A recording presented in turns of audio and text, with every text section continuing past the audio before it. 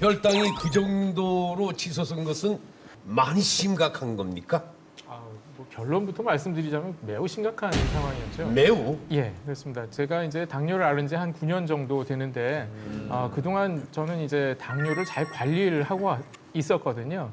그래서 식단을 매우 잘 유지를 하게 되면 체질이 바뀌어서 어느 정도의 당분들을 섭취할 수가 있어요. 그래서 저도 하루 중에 한 끼 정도는 설탕이 좀 들어간 음식들을 먹을 수 있는 정도는 됐거든요. 네. 그렇게 해서 설탕이 좀 들어간 음식들을 먹게 되면 보통 식후 혈당 2시간째 식후 혈당이 160 전후로 유지가 됩니다. 근데 방금 보신 것처럼 이 식후 2시간 혈당이 200이 넘는 수치가 나오게 됐다는 거죠. 자, 신동진 원장은 혈당 때문에 프로젝트를 중단하기까지 했거든요. 네. 그 정도로 안 좋은 건가요? 예, 저는 사실 신 원장님이 프로그램에 참석하신다고 그래서 예. 저는 말리고 싶다라는 생각을 했었거든요. 다행히 본인이 딱 한 끼 만에 이제 중단하셔서 다행이고요. 일반인들 그렇지만 당뇨가 있는 분들은 이렇게 설탕이 많은 음식을 계속적으로 드시면 있는 당뇨병이 거의 뭐 불을 지른다 이렇게 생각을 하시면 될 것 같아요. 그래서 혈당이 만성적으로 올라가고 몸에 가까스로 조절되던 그런 모든 기능이 무너지기 때문에 예. 걷잡을 수 없는 합병 질환이 생길 수도 있습니다. 아주 치명적일 수도 있었겠네요. 그렇습니다. 너무 무리한 미션이었어요. 예. 부탁이었는데 들어주셔서 감사하고 아유, 지금은 네. 정상입니까? 예, 지금 많이 떨어지고 정상화됐습니다. 다행입니다. 예. 자, 김종훈 교수는 어땠습니까? 저도 사실 처음에 먹을 때는요 그렇게 달진 않았어요. 예. 근데 저는 이제 일주일을 세 끼를 계속 만들어서 먹었기 때문에 들어가는 양을 보면서 계속 만들잖아요. 예. 그러니까 먹으면서 한 3일째, 4일째 될 때까지는요 굉장히 속이 좀 더부룩해지면서 오히려 좀 살이 빠지나라고 느낄 정도로 입맛이 떨어지는 거예요. 그러다가 한 3, 4일 지나니까 좀 익숙해지면서 양도 좀 늘어나고 그냥 평소와 똑같이 계속 먹은 거였어요. 예. 그러니까 나중에 이제 어떤 변화가 있었냐면은 이게 좀 두려웠긴 했는데 제가 요리를 계속 하다 보니까 오른쪽 이렇게 쭉 항상 좀 약간 절인 느낌이 있었거든요. 이렇게 설탕을 좀 많이 넣어서 계속 먹다 보니까 이 좀 저림 증상이 조금 심해진 것 같기도 하고 그게 좀 겁났고 다른 변화보다도 청바지 좀 보통 때 잘 딱 맞게 입었던 청바지가 허리가 좀 끼기 시작을 하더라고요. 네, 그런 느낌들이 좀 생겨가지고 약간 오래 먹었을 때는 좀 겁이 나더라고요. 몸무게 변화는 없었습니까? 몸무게 변화가 많지는 않았는데요. 그 프로젝트가 끝나고 제가 지금 한 일주일, 2주일 정도 지났거든요. 예. 근데 지금이 오히려 좀 체중이 최고조로 올라왔어요. 네. 그럼 얼마 정도나 더 올라갔어요? 그때 쟀던 체중보다 2kg, 그러니까 처음보다 4kg 정도가 찐 것 같아요. 4kg 요? 네, 그래서 사실 지금이 제일 체중이 올라와 있거든요. 아유 고생하셨네요. 네. 네. 자, 그러면 프로젝트 후에 김종훈 교수의 몸 상태가 어떻게 변했는지 확인해 보겠습니다. 예. 지금 화면을 보시면 혈당이 실험 전에는 81에서 실험 후에 96까지 올라갔는데요. 혈당은 공복 시에 70에서 100 사이에서 움직이지만 같은 범위 내에서도 많이 올라갈수록 좋지 않습니다. 근데 지금 많이 올라갔고요. 혈중 인슐린이 4에서 13으로 3배가 넘게 올라갔는데 저 인슐린이 올라가게 되면 그 과잉 열량이 체지방으로 축적되는 부분이 가속화가 됩니다. 그리고 그 다음에 혈당이 떨어지면서 오히려 많이 먹었는데도 더 단계에 땡기는 그런 2차적인 변화가 생깁니다. 그러니까 아마 지금 일주일 지나서 체중이 추가로 는 것은 아마 예전보다 단 걸 더 탐닉하는 경향이 생겼기 때문에 보이고요. 탐닉. 맛있게 드시더라고. 예, 마지막으로 보면 내장 지방 면적도 보면 꽤 많이 올랐는데요. 지금 보시면 58에서 71이 됐는데 아직은 복부 비만의 기준은 아니지만 내장 지방이 올라갈수록 좋지 않아요. 그리고 아까 바지를 잠글 때 끼는 느낌이 들었다는 것은 바로 흡수가 된 이 설탕의 당이 체지방으로 축적이 되다 보니까 예. 거기에 대해서 살이 찌는 느낌을 받게 되고 실제로 체중이 많이 늘어난 결과로 나타난 것입니다. 야, 근데 충격적입니다. 사실은 예. 저희 같은 일반적인 뭐 의학 지식이 없는 사람들은 아까 뭐 혈중 인슐린 이런 걸 봐도 그냥 수치가 뭐 3배다지 그럼 혈중 인슐린이 오른 상태로 계속 유지가 되면 얼마나 건강에 나빠질 수가 있는 겁니까? 예, 굉장히 좋은 질문이십니다. 사실은 자, 멋진 질문에 대해서 답을 드리면요. 인슐린이 올라가게 되면은 혈당은 정상 범위를 유지합니다. 물론 신 원장님처럼 이미 당뇨가 있는 분은 혈당이 더 올라가지만 그렇지 않은 분들은 정상 혈당을 유지하는데요. 대신에 그 인슐린에 의해서 잉여 열량이 체지방으로 축적이 됩니다. 즉 살이 찌게 되고요. 이러한 것이 만성적으로 혈중 인슐린이 높은 상태로 유지가 되면 당뇨병, 고혈압, 고지혈증, 지방간 같은 만성 질환들이 생기고 심혈관, 내혈관 질환까지 올 수가 있거든요.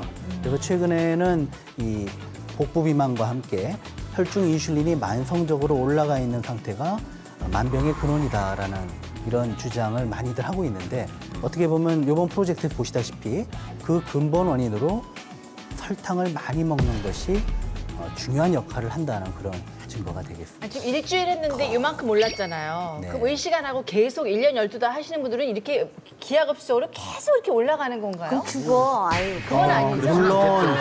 물론 몸에서 어느 정도 조절 기능이 있습니다. 그래서 잘못 먹더라도 몸에서 대처하는 기능으로 병까지 오진 않게 되는데요.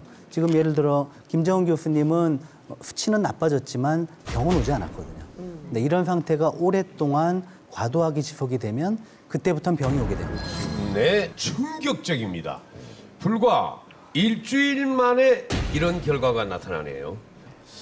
자, 박상지 원장. 네, 그래서 그 미국 하버드대 보건대학원 연구에 따르면은요, 하루에 그 당분이 첨가된 음료수를 한두 잔만 마시는 사람은, 한두 잔이라도 마시는 사람은 그렇지 않은 사람에 비해서 당뇨병에 걸릴 위험이 한 26% 정도, 그다음에 대사증후군에 걸릴 위험 한 20% 정도 증가한다라고 돼 있으니까요. 이게 뭐 대여섯 잔도 아니고 한두 잔만 마셨을 때도 이렇게 증가하기 때문에 우리가 정말 알게 모르게 그런 위험에 정말 많이 노출돼 있다 이렇게 생각을 해야 됩니다. 예. 여러분, 단 걸 많이 먹으면요. 이가 썩고 살이 찌는 게 그 다가 아니죠. 당뇨가 오고 지방간이 생기고 또 치매까지 빨리 올 수 있다고 하지 않습니까? 네.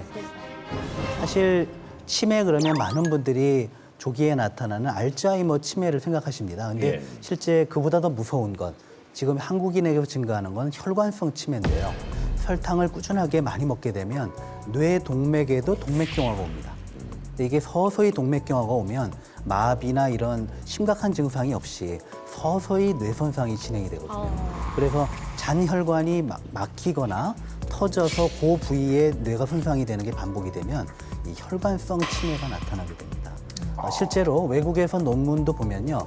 2013년도에 뉴잉글랜드 의학 저널에 실린 논문에 따르면 2천여 명을 대상으로 조사를 해보니까 혈당이 높은 사람들이 치매에 걸릴 확률이 18% 높다는 연구 결과가 밝혀졌고요. 또 2010년에 UCLA 연구진이 연구해보니까 비만한 사람들의 뇌가 적정 체중을 유지하는 사람보다 노화가 더 진행이 됐고 두뇌 크기, 즉 뇌의 크기도 비만한 사람이 뇌가 더 작더라. 이게 어떤 의미가냐면 뇌가 작다는 건 혈관성 치매가 진행이 돼서 일부 뇌가 손상이 됐기 때문에 크기가 줄어들었다는 의미가 되겠습니다. 크기까지 줄어듭니까? 이야. 자, 지금까지 우리가 몰랐던 설탕에 대해서 알아봤습니다. 만병통치약으로 쓰였던 설탕이 이젠 치매를 부르는 원수가 됐습니다. 왼수. 여러분, 지금 현재 설탕에 대한 생각은 어떻습니까? 우리 이동주 씨부터. 쳐다보기도 싫죠. 자, 그럼 찬성입니까? 반대 계속 계속 저는 반대입니다. 반대. 네네. 삼희자 씨. 저도 반대죠. 나는 제일 무서운 게 치매라고 생각하거든요. 그 뇌혈관을 이게 손상을 시킨다니까 이러면 설탕 원수스러워요. 아까 원수라고 그랬죠? 아주 대대왼수입니다. 그러니까. 아니 근데 우리가 정말 이거 단맛을 결코 포기할 수는 없잖아요. 그럼 뭔가 대안을 좀 우리가 알아야 될 것 같아. 이거 뭐 우리가 맛있자고 사실 먹고 사는 인생인데 그냥 마냥 우리가 끊을 수는 없거든요. 건강하게 단맛을 즐길 수 있는 방법 이런 거 엄지의제왕에서 제시해줘야 되는 거 아니에요? 그거에 중요하겠군요. 그렇죠. 예. 맞습니다. 사실은 단맛을 좋아서 먹는다면 단맛을 건강하게 느낄 수 있는 방법을 좀 제시해야 될 거로 생각을 합니다. 그렇습니다. 예. 우리를 혼란스럽게 하는 설탕. 하지만 뜻이 있는 곳에 길이 있습니다. 맞습니까? 네, 맞습니다. 네. 내 건강을 지키면서 달콤한 설탕의 행복을 즐기는 비결 지금부터 자세히 알려드리겠습니다.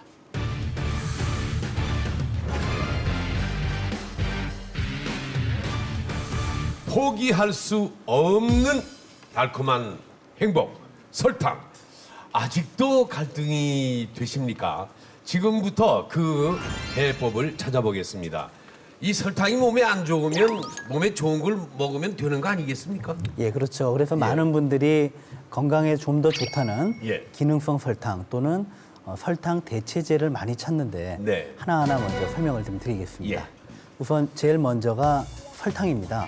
그 백설탕이 안 좋다고 하니까 좀 더 몸에 좋다고 생각을 해서 황설탕, 흑설탕을 드시는 분이 있는데요. 예. 사실 기존 설탕은 사탕수수에서 추출한 원당을 정제해서 만든 겁니다. 이 사탕수수를 가지고 예. 정제해서 만들어서 99% 이상 완전 정제가 된 것이 흰 설탕이고요. 이거예요? 예. 근데 사실 황설탕하고 흑설탕이 더 건강하다기보다는 이제 정제가 되는 과정에서 열을 좀 더 가한다든지 아니면 캐러멜 시럽 등 다른 성분이 들어가서 색깔이 나는 겁니다. 그렇기 예. 때문에 사실 황설탕이나 흑설탕이 흰설탕보다 더 건강에 더 좋다. 그렇지는 않고 설탕처럼 많이 먹으면 문제된다는 점에서는 똑같습니다. 그 유기농 설탕이 좋다고 또 유기농 설탕으로 대체하잖아요. 맞아요. 그 비싼 거 예. 그냥 막 억지로 그렇죠. 타먹고. 애 엄마들은 요즘에는 해외 직구로 해서 유기농 예. 설탕이나 원당 이런 거 사서 먹이거든요. 요즘 해 엄마들이요? 네, 요즘에는 해외 직구까지. 네, 그쪽 이제 좀 싸고 바로바로 오니까. 나 영어를 못해서 못해. 아, 직구 하고 그거는 싶어도. 한국말로 다 돼 있으니까. 예, 맞습니다. 사실 방금 말씀하신 것처럼 유기농 설탕이라든가 또 원당까지 수입을 해서 마트에서도 파는 데가 있다고 해요. 그래서 그런 원당 또는 비정제 설탕을 구입할 수 있다고 하는데요. 예. 한번 맛을 한번 보고 비교를 해보시겠습니까? 네, 그러죠. 예.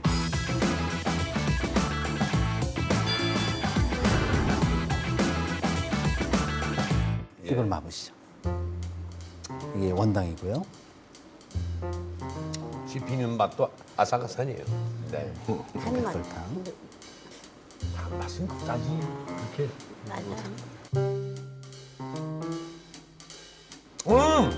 확실히 살죠? 확실히 살죠? 이게 입맛이 또 길들여졌거든요. 이거 진짜 설탕 맛 나네요. 그렇죠. 예. 이런 차이가 있네요. 그런데 그럼 이 원당을 먹으면 건강에 괜찮은 겁니까? 사실 원당에는 물론 이 흰설탕에 비해서 여러 가지 비타민, 미네랄이 더 함유돼 있긴 합니다. 어허. 근데 그 양이 그렇게 미미한 양이기 때문에 네. 특별히 설탕보다 훨씬 더 건강하다고 말하기는 어렵고요. 네. 사실 원당도 먹기 위해서는 단맛을 내려고 먹잖아요. 그러다 보면은 결국은 같은 양의 당을 먹게 되면 건강에 미치는 영향은 똑같다고 말할 수가 있습니다. 결국은 덜 양을 다르니 원당이 덜 다르니까 더 양을 더 많이 넣어야 넣게 되죠. 되죠. 그렇죠. 맞습니다. 근데 그게 결국 마찬가지예요. 얘기고. 당 양으로 치면 똑같이 결국은 덜 먹어야 된다는 거죠. 예. 어디서 보니까 당뇨가 있는 사람은 뭐 사카린을 먹는 게 낫다고 더 낫다고 하는데 신동준 원장님 네. 그게 맞는 말입니까? 사카린이나 이제 아스파탐, 수크랄로즈 같은 이제 인공 감미료라고 불리는 것들은요, 뇌를 속여서 단맛을 느끼게 하는 겁니다. 그래서 실제로는 열량이 거의 없죠. 그리고 몸에 흡수가 잘 안 되기 때문에 당뇨 학회에서 이러한 것들을 권장하기도 하는데요. 문제는 설탕만큼 풍미를 낼 수가 없다는 단점이고요. 또 하나는 화학적으로 뽑아내거나 이제 만들어낸 단맛이다 보니까 그 안정성이 보장되지 않는다는 게 한계라고 할 수가 있습니다. 안정성. 네, 신경과학자들은 아까 말씀하셨던 그 아스파탐 같은 인공 감미료를 흥분 독소라고 부르거든요. 예. 그러니까 이제 이 얘기는 우리 신경계를 어차피 교란시키는 거죠. 속여서 단맛으로 이제 충족을 시키기 위해서 주는 거기 때문에 실제 칼로리는 적거나 없는 게 장점이긴 하죠. 너무 고도 비만 환자가 단맛을 잊지 못한다면 대체해서 쓸 수 있는 방법은 있겠지만 칼로리는 없이 단맛만 느끼니까 뇌도 혼란스럽고 이것도 축적해야 되지 않을까 해서 지방 축적량이 늘어나는 거예요. 그래서 어떤 쥐 실험이나 이런 거 통해서 해봤더니 실제 더 칼로리는 낮게 해서 먹었는데 살은 더 찌더라. 그 얘기는 우리 몸에서 반응은 더 저장해야 되는 거 아닌가 하는 착각을 하기 때문에 먹는 게 아니라 우리 뇌를 올바로 교육을 시킨다는 입장에서는 정확한 설탕의 양을 조절하는 게 더 중요하지 않을까 싶습니다. 요즘 그 살림 좀 한다 혹은 뭐 똑똑한 주부의 기준이라고 하면은 천연당을 쓰느냐 안 쓰느냐 이런 걸로 얘기를 많이 하거든요. 그래서 이제 이 설탕 대신에 뭐 올리고당이라든가 꿀, 또 뭐 스테비아, 아가베 시럽 이런 것들을 많이 쓰더라고요. 근데 그렇게 대체해서 쓰는 게 괜찮은 거죠? 네, 설탕을 대체하는 건강한 당으로 꿀이나 스테비아, 아가베 시럽, 조청이나 올리고당 등을 얘기를 하는데요. 이 각각의 당 등은 모두 천연당이라는 장점이 있습니다. 어떤 사람들은 이 설탕에 비해 당 함유량이 적다는 이유로 이 무조건 그 천연당으로만 바꿔도 당 섭취가 줄어들 수 있다고 주장하지만 그건 사실이 아닙니다. 왜냐하면 당이 적다는 건 단맛이 덜 나는 거거든요. 즉 같은 단맛을 내려면 그만큼 더 많은 양을 넣어야 되기 때문에 큰 의미는 없습니다. 스테비아는 오히려 달다 못해 쓰는 애예요. 네, 그렇죠. 예? 최경숙님, 오히려 더 써요. 네, 그거는 그렇게 많이 드시면 절대로 안 돼요. 물에 조금 넣어서 희석해서 드시는 거지. 아까 그 네 번째 거 손 대시면 어떡하나 하고 계속 지켜봤는데. 아니, 진짜. 난 제가 이렇게 하는데 왜 저를 자꾸 쳐다보시나 했어요. 그래서 제가 여쭤본 거예요. 아, 그냥 먹는 게 아니네요. 네, 큰일 나네. 엄청 쓰네. 야. 자, 몸에 좋다고 설탕보다 비싼 값을 주고 사서 먹는 천연당. 하지만 이게 또 우리 몸에 독이 될 수 있습니다. 자, 하나하나 점검을 해보겠습니다. 먼저 올리고당입니다. 네. 반찬에도 이거 많이 쓰이잖아요. 네. 예. 이 올리고당은 몸속에서 분해가 잘 되지 않고 유산균의 먹이가 되어서 몸에 유익한 균을 늘리는 장점이 있습니다. 열량도 설탕보다 낮고 단맛도 낮은 특성을 갖고 있는데요. 이 문제가 되는 것은 100% 올리고당이 들어있는 제품보다는 시중에는 10에서 30% 정도 낮게 들어있는 것들이 많아서 나머지는 결국 설탕을 먹는다는 한계가 있고요. 또 70도 이상의 고온에서는 단맛이 감소하거나 사라지기 때문에 그것도 한계가 있습니다. 그러면 저희 멸치볶음 같은 거 할 때 올리고당을 쓰는데 그럼 단맛이 사라지는 거네요, 그게? 고온에선 사라지고요. 저온이라 할지라도 그 안에 들어있는 것 중에 상당 부분은 이제 설탕인 거죠. 저기 지금 멸치 볶을 때 올리고당 먼저 넣으시는 거 보니까 설탕, 물엿, 올리고당 그 세 가지에 대해서 지금 전혀 모르고 계시고 쓰고 계신 거거든요. 그러니까 멸치를 아삭아삭하게 볶아서 아삭아삭하게 먹어야 되겠다. 그러면 나중에 볶은 다음에 밭에다 식힐 때 이렇게 설탕을 조금 뿌리면 적은 양의 설탕으로도 아삭아삭한 느낄 수 있어요. 수분이 없기 때문에. 예, 그다음에 이제 물엿은 아이들 뭐 이렇게 졸여주고 했을 때 수분이 많잖아요, 설탕에 비해서. 그러니까 좀 냄비에다 오래 끓여서 뭐 토마토 소스 넣고 해서 졸여서 쓸 때는 물엿을 쓰시면 됩니다.